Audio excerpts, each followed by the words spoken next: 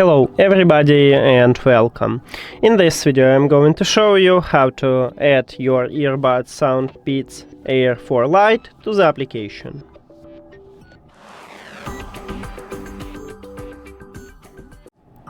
So, in the previous video we install and set up the application, so if you don't know how to do this, you can watch that video. Now let's move to adding this device to the application.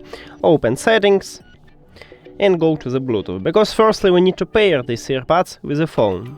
Next, open the charging case, and if your earbuds do not connect it with another devices, they will enter prank mode automatically, and you will see it at the device list. But we can also enter to prank mode manually on the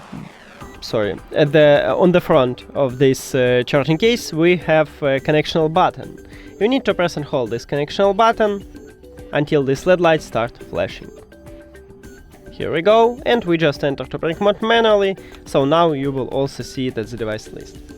Tap on it, and if you have Android, also click pair after that. Now we can hide the settings and open SOUNDPEATS application. Just open it and it trying to find these earbuds,